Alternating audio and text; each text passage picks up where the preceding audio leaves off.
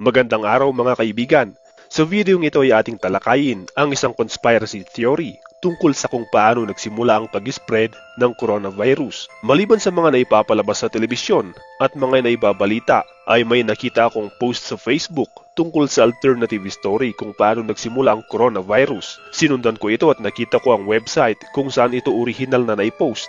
Hindi po ito galing sa aking kuro-kuro o opinyon, ngunit mula sa isa umanong nakakaalam ng nangyari bago pa kumalat ang virus. Ilalagay ko rin ang link ng website kung saan ko nabasa ang pangyayaring ito. Simulan natin ang kwento. Ayon sa post na ito ay sinasabi ng sumulat na siya ay miyembro at senior officer ng isang secret military intelligence ng China at malapit siya sa mga matataas na pinuno ng organisasyon. Mayroon siyang access sa mga sensitibo at highly classified na impormasyon tungkol sa nangyayari sa paligid na lingid sa kaalaman ng karamihan at simpleng mga tao kagaya ko at kagaya mo. Kasama na rin dito ang kanyang access sa mga advanced na kagamitang tanging ang mga napiling tao lang ang makakagamit. Ayon sa kanyang sulat, gusto umano ng committee ng China Communist Party na mapasailalim ang Hong Kong sa kanilang kontrol, ngunit tumatanggi ang mga mamamayan doon, kaya sila nag-alsa at nagrally noong nakaraang taon. Malaki itong sagabal para sa adhikain ng kanilang bansa. Dahil dito ay naisipan nilang gumawa ng special weapon in the form of spray na kanilang ikakalat sa hangin para malanghap ng mga taong nagrarally sa Hong Kong. Ito ay isang klase ng biological weapon para sa malawakang target. Ang eksperimentong ito ay hindi lingid sa kaalaman ng Amerika. Idinagdag pa niya na ang Amerika at China ay hindi magkalaban gaya ng iniisip ng mga simpleng mamamayan dahil ang totoo daw ay may kooperasyon ng mga bansang ito para kontrolin ang pag-usbong ng iba pang bansa na maaaring maging superpower din. Ang binalak nila ay gumawa ng armas na kayang baguhin ang emosyon ng mga tao at kung maaari ay pabagalin ito ang kakayang mag-isip ng isang tao. In short, ang objective nila ay gawing bobo ang mga tao sa Hong Kong para madali nilang makontrol. Ayon sa kanya, ay una nilang tinipon ang maraming bilang ng mga bilanggo na tinawag niyang Islamic radicals at inilagay nila ang mga ito sa mga training camps sa Xinjiang province kung saan dito ay walang gaanong mga taong nakakapunta. Walang kamalay-malay ang mga bilanggong ito na ginagawa pala silang test subjects sa isang eksperimento dahil ine-expose nila ang mga ito sa isang walang amoy at hindi nakikitang experimental agents. Ang mga alpha chemical agents na ito ay may kakayahang baguhin ang natural na pagkakagawa ng katawan ng tao o hayop.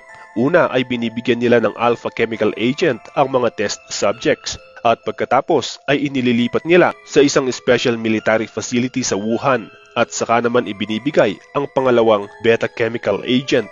Maliban sa mga taong nanggaling sa bilangguan ay pinipili nila ang mga taong sa tingin nila ay hindi na mapapakinabangan ng kanilang gobyerno o ang mga taong tumutuligsa sa kanilang mga adhikain at ang mga ito ang kanilang pinag-eeksperimentuhan. Mapa human rights lawyer, Kristiyano, Islam, mga bakla, mga matatalino, mga dayuhan o mga aktivista at iba pang taong sa tingin nila ay walang silbi. Iniipon nilang mga taong ito sa isang testing facility at dito nila isinasakatuparan ang kanilang eksperimento. Noong una ay maganda ang resulta dahil bumaba ang talino o naging bobo at nawalan ng kapasidad ang mga taong ito na mag-isip ng naaayon sa pag-iisip ng normal na tao. Ito ay magandang balita para sa kanila dahil maaari nila itong gamitin laban sa mga aktivista na nagrarally sa Hong Kong. Ngunit nang lumaon ay unti-unting lumabas ang iba pang side effects ng mga chemical na kanilang ginamit sa mga test subjects. Pagkatapos ng isang linggo ay nakitaan ng kakaibang mga galaw ang mga test subjects. Naobserbahan nilang naghahalucinate ang mga test subjects na hindi nila nalalaman ang pagkakaiba ng totoo at imahinasyon. Naging malala ang kalagayan ng mga taong ito at dumating nga sa punto na lumalabas na ang dugo sa mga mata at tenga at bunganga ng mga test subjects na ito. Ang malala pa dito ay sinabi niyang natutunaw ang kalamnan ng mga taong ito. Ang mga taong na-expose sa mga alpha at beta chemicals na ito ay hindi nagtatagal ng 5 araw dahil nga sa pagkasira ng kanilang mga internal organ. Dahil sa palpak na resulta ng eksperimento ay naisip nilang walang silbi ang mga chemical agent na ito dahil masyadong delikado. Gusto daw nilang kontrolin lang ang mga tao sa Hong Kong at hindi patayin. Dahil nga hindi ito lihim sa Amerika, ay nagka-interes sila sa chemical agent na ito. Ginusto nilang kumuha ng sample para daw sila mismo ang gumawa ng sarili nilang eksperimento. Kalimitan ay pinagbibigyan nilang mga kahilingan ng CIA ng Amerika, ngunit dahil alam nila kung gaano kadelikado ang chemical agent na ito na kanilang naimbento, ay tinanggihan nila ang kahilingan na ito. Dahil dito ay nag-isip ang Amerika na may hawak ang China na isang napakadelikadong armas, kaya mas lalo silang nagka-interes. Nagalok sila ng malaking halaga ng pera sa isa sa mga mananaliksik ng chemical agent na ito, kapalit ng pagbibigay nito ng sample ng agent sa Amerika. Pumayag naman ang mananaliksik at ibinenta ang chemical agent sample. Natunugan naman ito ng intelligence group ng China at naabutan nila ang saktong pagbibigay o pagpapalitan ng pera at ng chemical agent. Nagkaroon daw ng shootout at may mga taong namatay, ngunit sa huli ay nakatakas ang nag-traitor nilang kasama. Ang malala pa nito ay nabasag ang vial na kinalalagyan ng chemical agent na ito at tumilapon sa lupa. Idinagdag pa niya na ang shootout na ito ay naganap sa Wuhan, China sa wild animal market kung saan naunang naiulat sa balita na pinagmulan ng coronavirus, na sinasabi naman ng ating bida na hindi raw talagang nangyari dahil ito ay isang cover-up lamang. Well, sa puntong ito ay sinabi ng ating bida na maaaring isipin daw natin na hindi totoo o kaya ay gawa-gawa lang ang kwentong ito. Marahil daw ay may nag-iisip na kung totoo ang ating bida ay bakit niya ito ipinopost sa internet. Ang ating bida ay hindi raw fans ng mga bansa sa kanluran at mahal daw niya ang kanyang motherland at loyal siya sa Communist Party ng China dahil milyon-milyon ng kaibigan niyang natulungan ng kanilang bansa. Ngunit sinabi rin niyang tao lang siya at higit sa lahat ay mayroon din siyang asawa at anak. Nang panahong nalaman nila ang pagkalat ng chemical agent sa hangin sa wild animal market sa Wuhan, ay agad silang nag-order ng total lockdown ng Wuhan. Isa siya sa mga naatasan sa pagpapatigil ng pagkalat ng epekto ng chemical agent na ito. Dahil hindi na nila kayang kontrolin ang pagkalat ng epekto ng chemical agent, ay gumawa sila ng peking ulat na may bagong sakit na coronavirus. Inutusan nila ang kanilang mga tauhan na magpunta sa mga ospital sa Wuhan at sabihin sa mga doktor na kahit sino mang kakitaan ng lagnat ay i-diagnose nilang coronavirus.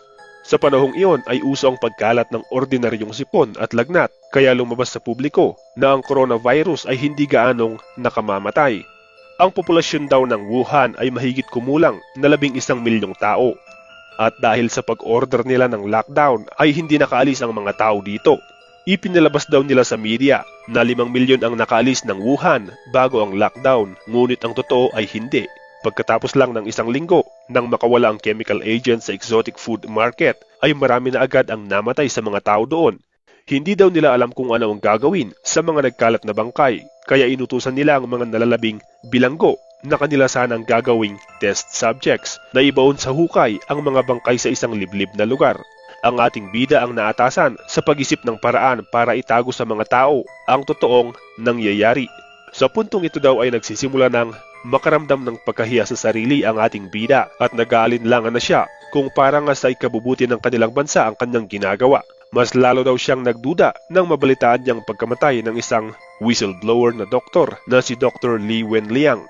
Si Dr. Wenliang daw ang isa sa mga naunang doktor na tumanggi sa utos nilang palabasin sa mga tao na ang sakit na ito ay coronavirus. Bilang parusa nila noong una, kay Dr. Wenliang ay pinapunta nila ito para samahan ang mga taong nagtatapon ng mga bangkay ng mga namatay na tao. In-expect nilang ang doktor na ito ay tatamaan din ng epekto ng chemical agent, ngunit nagulat sila nang makaligtas ito. Isang sarhento ang nagpunta kay Dr. Wenliang at siya ay tinurukan ng kombinasyon ng heroin at mercury na siyang dahilan ng pagbagsak ng kanyang baga na kanyang ikinamatay, at pinalabas nilang ito ay dahil sa coronavirus. Naisip ng ating bida na ayos lang na gumamit ang kanilang bansa ng kamay na bakal para sa ikabubuti ng kanilang paligid. Ngunit ang patayin ang doktor na si Wenliang ay mali. Kilala niya ang doktor na mabait at mahabagin sa kapwa. Sinabi niya ang bagay na ito sa kanyang asawa, ngunit sumagot itong mas mabuting manahimik na lang sila para sa kanilang ikabubuti, lalo na at binibigyan naman sila ng access sa mga mahahalagang bagay tulad ng mga medical supplies, at inisip rin niya ang kapakanan ng kanilang nag-iisang anak. Di nagtagal ay parang apoy na mabilis na kumalat ang epidemya at umabot sa milyon-milyong tao ang namatay. Ang sabi sa media ay 2% lang ang chance na mamamatay ang taong apektado ng chemical agent sa cover na coronavirus. Ngunit ang totoo ay 100% na critical daw ang dulot nito. Wala daw sapat na proteksyong makakapigil dito, maging face mask o sanitizers na mabibili sa butika. Sinabi pa ng ating bida na ang ospital na mabilisang ipinagawa ng China sa loob ng 8 araw ay hindi talaga ospital, kundi ito ay isang front lang dahil ang talagang adhikain nito ay gawing top secret facility. Wala mang available na proteksyong mabibili sa butika ay nasusuplayan naman sila ng special protective mask mula sa biomedical warfare kung saan ito ay gawa sa advanced technology. Tanging ang mga napiling taong katulad niya ang may access sa gamit pang medical na ito. Ang mga maskarang ito ay hindi rin totally safe dahil may expiration din ang effectivity nito kapag ito ay ginagamit. Minsan ay tinawag siya ng kanyang senior officer para puntahan ang ospital na ito sa Hushenshan. Nakita niyang normal lang na ospital ang itsura nito sa labas hanggang sa makapasok siya sa loob. Nakita niya ang napakaraming kama na hinihigaan ng maraming nasa unang yugto ng epekto ng chemical agent na ito. Narinig daw niya ang mga iyakan at sigawan ng mga taong nakakaramdam ng matinding sakit, ngunit lahat ng ito ay simula pa lamang. Sumunod siya sa tinawag niyang isang Corporal Meng na hindi raw tunay na pangalan para hindi agad makilala ang katauhan ng ating bida. Nagtungo sila sa mas paloob na bahagi ng pasilidad na iyon at nakita niya ang mas malalang sitwasyon kaysa sa kung ano ang nadaanan niya kanina.